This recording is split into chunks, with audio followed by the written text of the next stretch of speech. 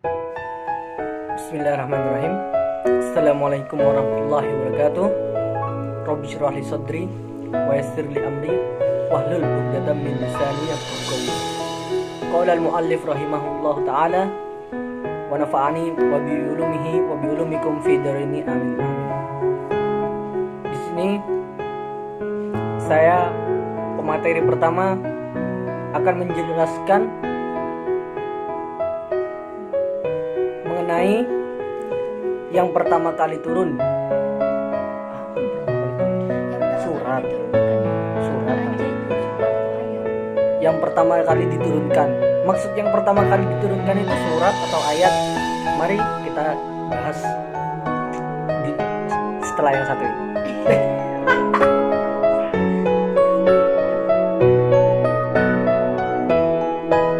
Mengenai yang pertama kali, di sini kami akan menjelaskan yang pertama kali diturunkan.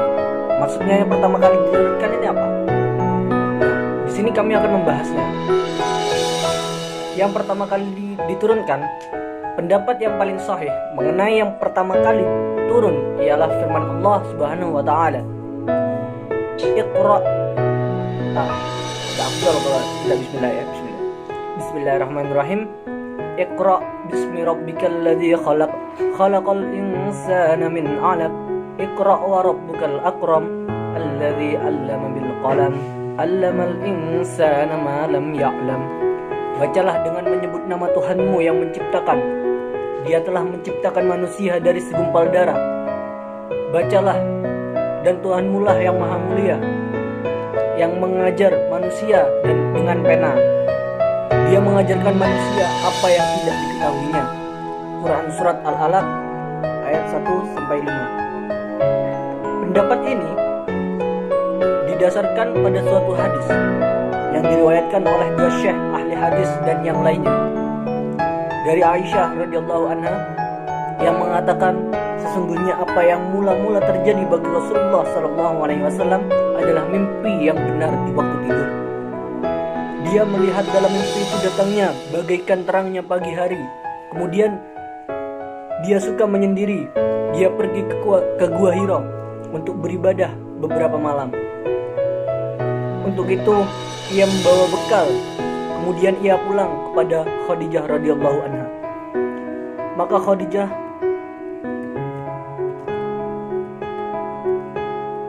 Khadijah membelikannya seperti bekal terdahulu. Di Gua Hira ia dikejutkan oleh sebuah kebenaran. Seorang malaikat datang kepadanya dan mengatakan, "Bacalah." Rasulullah menceritakan, maka aku pun menjawab, "Aku tidak pandai membaca." Kemudian malaikat tersebut memelukku sehingga aku merasa amat payah. Lalu aku dilepaskan dan ia berkata lagi, "Bacalah." Kejadian tersebut terulang hingga 3 kali. Kemudian dia berkata, "Bacalah dengan menyebut nama Tuhanmu yang menciptakan, sampai dengan apa yang tidak diketahuinya." Dijelaskan pula bahwa yang pertama kali turun adalah firman Allah, "Ya ayyuhal mudassir," wahai orang-orang yang berselimut. Ini didasarkan hadis yang diriwayatkan oleh dua syekh ahli hadis dari Ibnu Salamah bin Abdurrahman.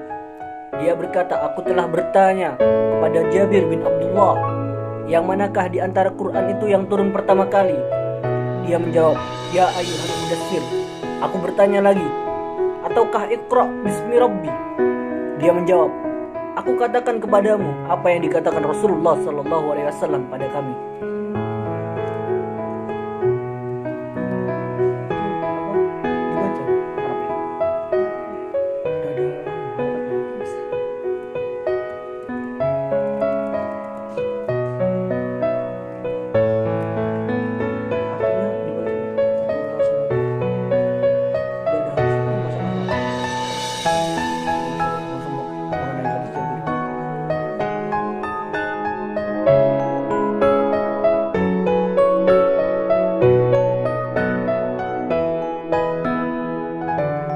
Mengenai hadis Jabir ini, dapat dijelaskan bahwa pertanyaan itu mengenai surah yang diturunkan secara penuh.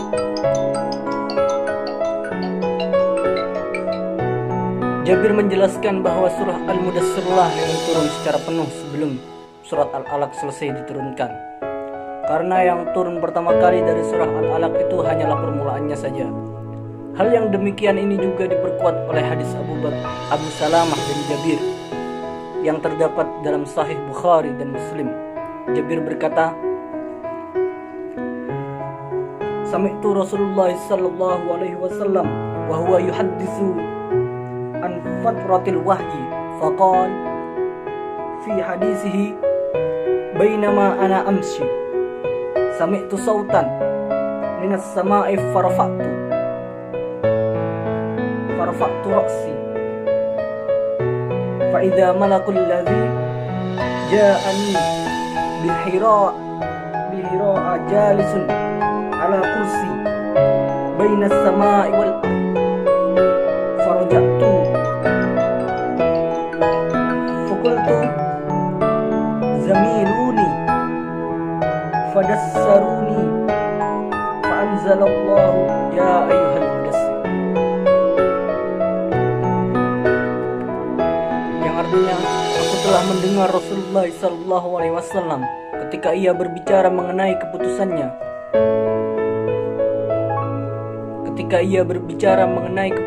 wahyu, maka katanya dalam pembicaraan itu, ketika aku berjalan aku mendengar suara dari langit, lalu aku angkat kepalaku, tiba-tiba aku melihat malaikat yang mendatangiku di Gua Hira. Yang mendatangiku di Gua Hira itu duduk di atas kursi di antara langit dan bumi. Lalu aku pulang dan aku katakan, selimuti aku. Mereka menyelimutiku. Lalu Allah menurunkan, ya ayyuhal mudassir.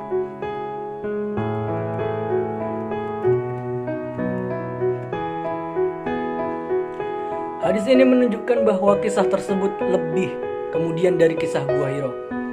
Atau Al-Mudassir itu adalah surat pertama yang diturunkan setelah terhentinya wahyu. Jabir telah mengeluarkan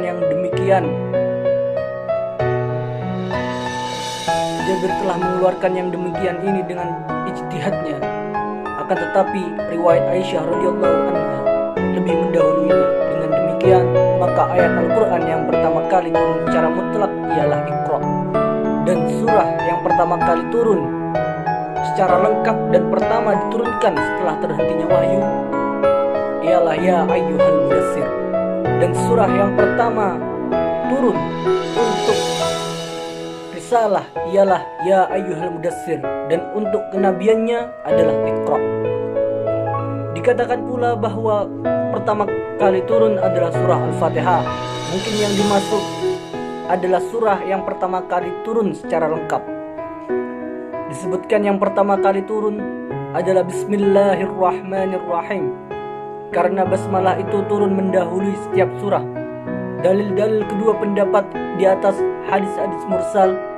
Pendapat pertama didukung oleh Aisyah radhiyallahu anha. Itulah pendapat yang kuat dan masyhur.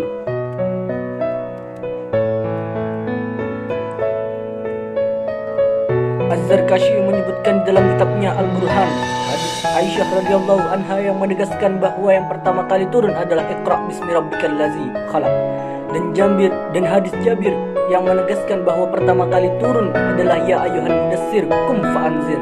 Kemudian dia berkata, sebagian besar ulama menyatukan keduanya, yaitu bahwa Jabir mendengar Nabi menyebutkan kisah permulaan wahyu dan dia mendengar bagian akhirnya. Sedang pertamanya dia tidak mendengar, maka dia Jabir menyangka bahwa surah yang didengarnya itu adalah yang pertama kali diturunkan.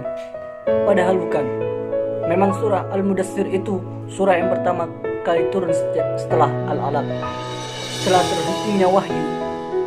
Hal itu juga termuat dalam Sahih Bukhari dan Muslim dari Jabir radhiyallahu anhu bahwa Rasulullah sallallahu alaihi wasallam dikala itu sedang membicarakan masalah terhentinya wahyu.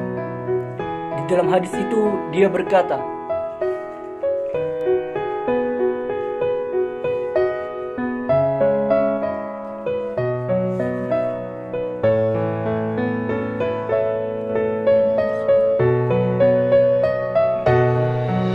Bainama amshi sami'tu sautan minas sama'i farfa'tu ra'si fa idza malakul ladzi ja'ani bihi ra'i jalisun 'alal kursi bainas sama'i wal ard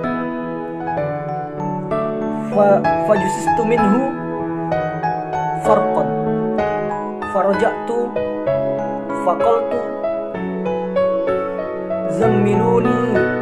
zammiluni fa anzalallahu tabaraka wa ta'ala ya ayyuhal mudassir kum fa anzir.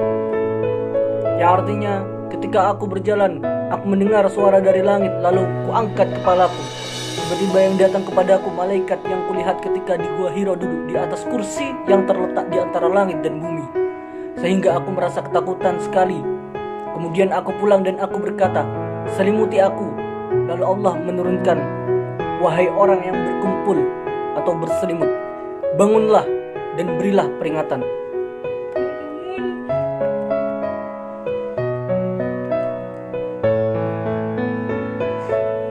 Dalam hadis ini, ia memberitahukan tentang malaikat yang datang kepadanya di Gua Hira saat itu. Di dalam hadis Aisyah radhiyallahu anha, ia memberitahukan bahwa turunnya Iqra itu dari Gua Hira. Setelah itu wahyu terhenti. Sedang dalam hadis Jabir, ia memberitahukan bahwa wahyu berlangsung kembali setelah turunnya ya ayyuhal mudassir. Dengan demikian, dapatlah diketahui bahwa Iqra adalah wahyu yang pertama kali diturunkan secara mutlak, dan bahwa Mudassir diturunkan setelah Iqra. Juga ada dikatakan bahwa yang pertama kali diturunkan ialah surah Al-Fatihah. Hadis yang menunjukkan hal ini diriwayatkan melalui Abu Ishaq dari Abu Maisarah. Dia berkata, kana Rasulullah sallallahu alaihi wasallam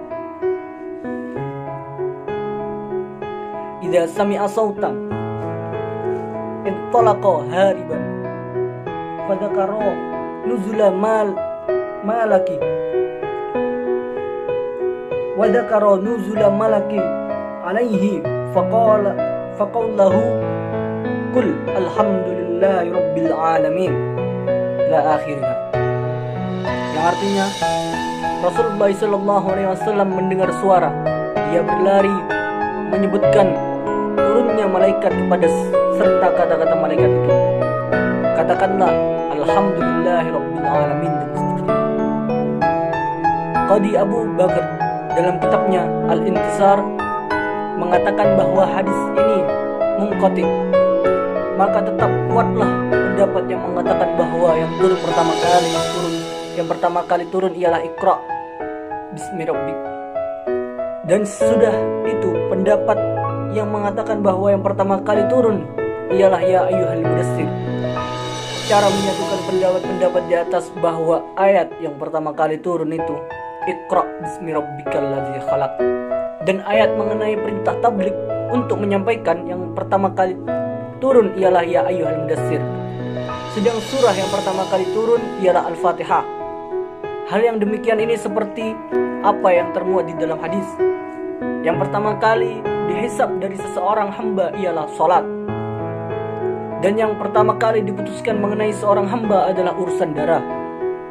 Penyatuan dari kedua hadis itu ialah yang pertama kali seorang hamba diadili dalam hal kezaliman yang terjadi dihisab dari seorang hamba dalam hal kewajiban-kewajiban badaniyah adalah salat.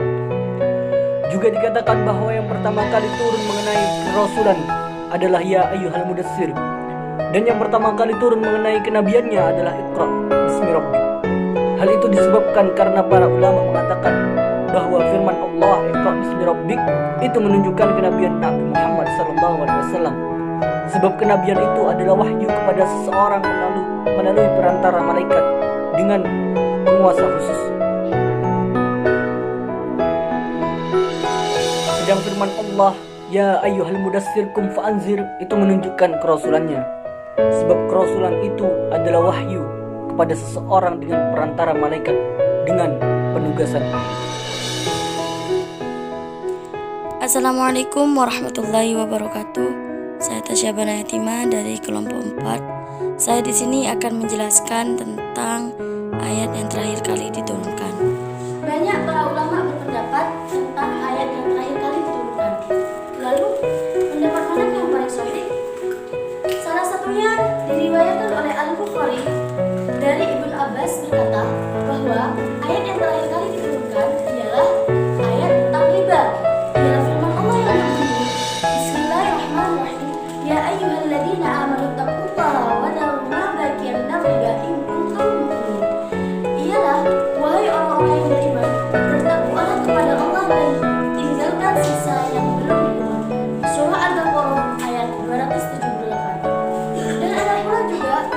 ulama yang berpendapat bahwa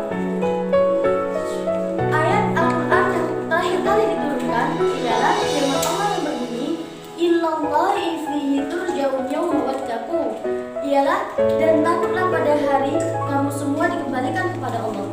Surah Al-Baqarah ayat 281. Lalu ada pendapat pula dari para ulama yang diriwayatkan oleh An-Nasa'i dan lain-lain dari Sa'ad bin Al-Musayyab berkata bahwa ayat yang terakhir kali diturunkan ialah ayat tentang utang, ialah firman Allah yang berbunyi ya ayyuhalladzina amanu idza tadayantum ila bidayni ajalin musamma faktubuh, ialah wahai orang-orang yang beriman, apabila kamu melakukan utang piutang uang ditentukan, hendaklah kamu menuliskannya. Surah Al-Baqarah ayat 282. Nah, ketiga ayat tersebut saling dipadukan karena pada dasarnya di mushaf ayat tersebut saling berurutan. Sehingga salah satu sebagian ulama mengatakan bahwa setiap bagian terakhir itu adalah ayat terakhir yang diturunkan. Demikian itu benar karena memang pada dasarnya ayat itu tidak bertentangan. Kemudian pendapat ulama yang lain berkata yang diriwayatkan oleh Bukhari Muslim dari Bara bin Azib berkata bahwa ayat yang terakhir kali diturunkan ialah tentang kalalah atau warisan, ialah firman Allah yang berbunyi al-kalalatu fi yuftikumullahu qul yastaftunak, ialah mereka minta fatwa kepadamu tentang kalalah, katakanlah Allah memberi fatwa kepadamu tentang kalalah. Surah An-Nisa ayat 176. Dan ada pula ulama yang berpendapat bahwa surah yang terakhir kali diturunkan adalah surah At-Taubah, ialah yang diriwayatkan oleh Imam Muslim dari Ubay bin Ka'ab. Surah At-Taubah ayat 128. Nah, di sana diisyaratkan bahwa kewafatan Nabi Muhammad di pandangan para sahabat. Kemudian ada pula yang berpendapat bahwa ayat yang terakhir kali diturunkan ialah ayat surah Al-Imran ayat 195, ialah tentang memperkenalkan permohonannya dan berfirman sesungguhnya aku tidak menyanyiakan amal yang beramal di antara kamu, baik laki-laki maupun perempuan. Kemudian Aisyah radhiyallahu anhu berkata bahwa surah An-Nisa ayat 32 dan surah Al-Ahzab ayat 35 adalah surah ayat yang terakhir kali diturunkan karena ketiga ayat tersebut menyebut tidak hanya disebutkan kaum lelaki saja, yaitu menyebut seorang kaum perempuan. Lalu pendapat yang paling sahih di mana? Nah, semua pendapat itu termasuk ijtihad atau dugaan karena tidak disandarkan pada Rasulullah. Sedangkan ada yang berpendapat bahwa surah yang terakhir kali diturunkan ialah surah Al-Maidah ayat 3 yang berbunyi Al-yawma akmaltu lakum dinakum wa atmamtu 'alaikum ni'mati wa raditu lakum al-Islam dinan. Ya, pada hari ini telah aku sempurnakan agamamu untukmu dan telah aku cukupkan nikmatku bagimu dan telah Allah ridhoi Islam agamamu. Surah Al-Maidah ayat 3. Nah, pada waktu itu ayat ini turun ketika haji wada atau haji perpisahan, di mana setelah itu Rasulullah wafat dan wahyu terhenti tanpa turun lagi. Jadi banyak yang berpendapat bahwa surah Al-Maidah ini ialah surah yang terakhir kali diturunkan karena memang pada dasarnya disandarkan pada Rasulullah tanpa persetujuan dari para sahabat. Nah, di sini saya akan mengkaitkan mengapa surah Al-Fatihah ada di urutan paling depan, sedangkan Al-Alaq adalah surah yang pertama kali turun. Biasanya di mana-mana kan yang pertama kali turun adalah surah Al-Alaq, berarti awal Al-Quran adalah surah Al-Alaq. Tapi di dalam Al-Quran itu adalah surah Al-Fatihah. Nah, saya akan mengkaitkan dengan pembahasan saya. Di sini penyusunan Al-Quran itu ada dua, yaitu secara ijtihad ijtihad dan secara taufiqi. Secara ijtihad itu ialah secara perundingan dari para sahabat tanpa disandarkan kepada Rasulullah. Sedangkan secara taufiqi ini disandarkan pada Rasulullah tanpa persetujuan sahabat. Sama dengan surah Al-Maidah, ini juga disandarkan pada Rasulullah tanpa disandarkan pada para sahabat atau perundingan para sahabat. Jadinya dari sekian pendapat yang paling sahih ialah surah Al-Maidah ayat 3. Nah, mungkin itu saja yang bisa saya sampaikan. Kurang lebihnya saya mohon maaf. Wabillahi taufiq wal hidayah. Wassalamualaikum warahmatullahi wabarakatuh. Bismillahirrahmanirrahim. Baiklah, di sini saya sebagai pemateri ketiga akan menjelaskan tentang mula-mula yang pertama kali diturunkan menurut persoalannya. Para ulama juga membicarakan mengenai ayat yang mula-mula diturunkan berdasarkan persoalan-persoalan tertentu. Di antaranya adalah kali turun mengenai makanan, yakni salah satunya adalah ayat yang pertama kali diturunkan di kota Mekah adalah ayat dalam surat Al-An'am yang berbunyi, Bismillahirrahmanirrahim. Katakanlah, tiada aku memperoleh dalam wahyu yang diwahyukan kepadaku sesuatu yang diharamkan bagi orang yang hendak memakannya kecuali daging, hewan mati atau bangkai, darah yang mengalir, daging babi, karena semua itu kotor, atau hewan yang disembelih bukan atas nama Allah Subhanahu wa Ta'ala. Tapi barang siapa yang disembelih bukan karena mengingatkan dan tidak melebihi batas darurat, maka sungguh Tuhanmu Maha Pengampun lagi Maha Penyayang. Surah Al-An'am ayat 145.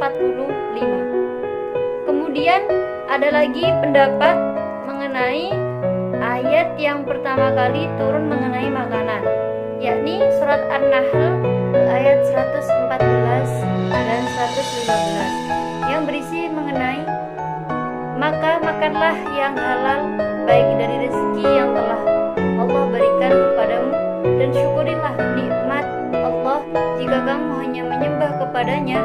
Sesungguhnya Allah hanya mengharamkan bagimu bangkai, daging babi, darah, dan hewan yang disembelih dengan menyebut nama selain Allah.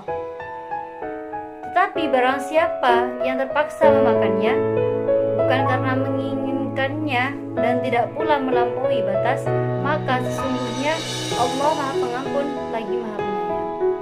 Surah An-Nahl ayat 114 dan 115. Lalu satu ayat dari surah Al-Baqarah yang berisi tentang diharamkan bagimu memakan bangkai, darah, daging babi, dan daging yang disembelih bukan atas nama Allah, yang tercekik dan dipukul, yang jatuh, ditanduk, dan yang diterkam binatang buas, kecuali yang sempat kamu sembelih, dan diharamkan pula yang disembelih untuk berhala, dan diharamkan pula mengundi nasib dengan azlam atau anak panah, karena itu sesuatu perbuatan fisik. Pada hari ini orang-orang kafir telah putus untuk mengalahkan agamamu